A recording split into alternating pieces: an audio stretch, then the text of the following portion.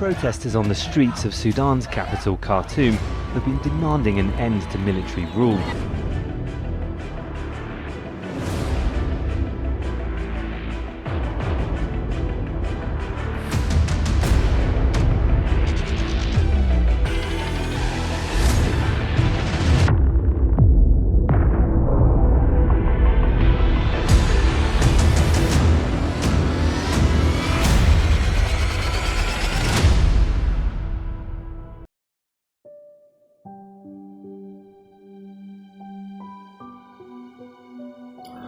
Currently, there are wars and conflict in African region. This conflict has caused casualties, refugees, illness, and environmental degradation. There are two types of conflict that happen in African region, which is first, the inter-ethnic conflict. This ethnic happen mainly because of the intention to dominate central power in the region and power dynamic. Conflicts such as fighting in Somalia and Liberia and Chad civil war are the example of the conflict. Inter-ethnic or inter-tribal conflicts abound in many countries of Africa. Secondly is interstate conflicts. There are also conflicts between two governments and each people. These conflicts have been relatively few in Africa in spite of the problems caused by artificial borders. Inherited from colonialism and the lumping together of different nations to make up new countries at independence. Some interstate conflicts are Chad-Libya conflict over the Ozo Strait, Kenya-Somali war, and Somali-Ethiopian conflict. Some possible problems that can affect the peace building in Africa is first, threat to peace operations. Aside from the risk of loss of life for contingents deployed to handle threats provided by armed insurgents, rebels, or extremists, the disruption of civilian life will impose a massive humanitarian impact. Secondly is political instability. Political actors must sort out their differences and work together in a common region. However, there will be situations where players may not favor political coexistence and instead seek self-rule, secession, and dissociation from the national political realm. I pass the floor to the next presenter. Assalamualaikum, my name is Nur Syammimi, so I will be explaining the possible solution that the African region can take. First, long-term institutional buildings. Strengthening political approaches such as preventive diplomacy, conflict prevention and management, mediation and peace building was critical to long-term peace consolidation. So, the institutional buildings must be prioritized in any peace building efforts. Therefore, countries recovering from conflict needed to develop institutions that help ensure individual safety, reform the security sector, rebuild economies, offer social services, assist national reconciliation and political cooperation, and establish the rules of law. Second is the national ownership. The importance of national ownership in peace-building process cannot be overstated. It was critical to assist Africa in responding to terrorism since traditional and non-traditional security challenges were interrelated. Hence, the international community should assist the continent in combating terrorist operations and build preparation for such efforts. Cooperation and exchanges of ideas and discussion between the African Union, the Security Council and other UN entities involved in peace building were required. Therefore, peace building should be based on state ownership and respect for sovereignty, not made on the will of foreign countries over African countries. The rationale for choice of one solution firstly is the long-term institutional buildings. National capacity development is critical to long-term peacekeeping, which underlines the significance of strengthening institutions, cultivating human capital, and fostering trust among national actors.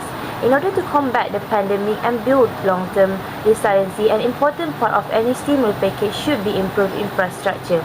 Africa 50 is concerned about the long-term future of the continent. Thus, they search for chances in conventional industry like transportation and power production while also concentrating on ICT. Next, we have partnership between the public and private sector.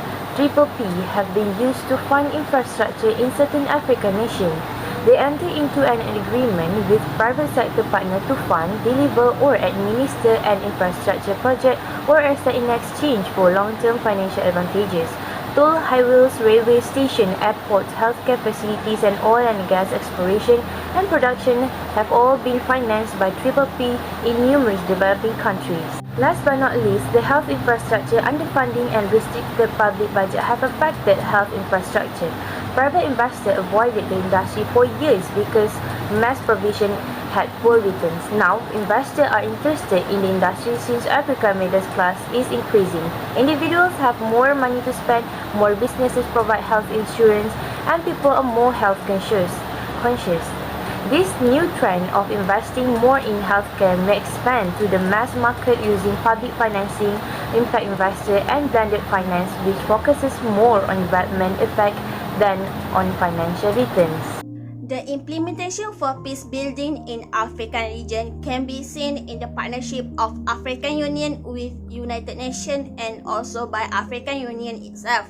For partnership between African Union and United Nations, the General Assembly established the UN Office to the African Union in 2010 to enhance the partnership between UN and the African Union in the area of peace and security.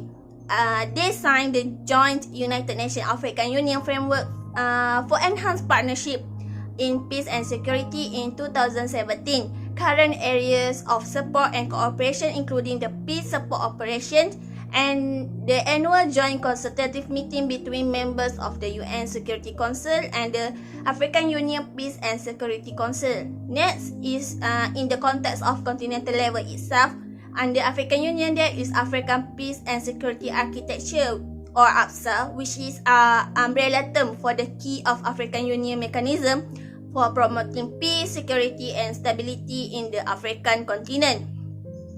There are two pillars under APSA, which first the Peace and Security Council and other pillars of APSA are the panel of the wives, Continental Early Warning System, African Standby Force and the Peace Fund.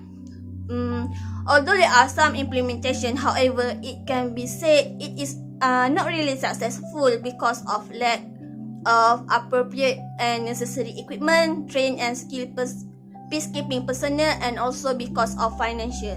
That's all from me. Move on to the next presenter. Last but not least is the evaluation. Long-term institutional structures are critical for Africa to establish a solid basic foundation in the continent. The efficiency of institutions reduces the possibility of violent conflict in countries.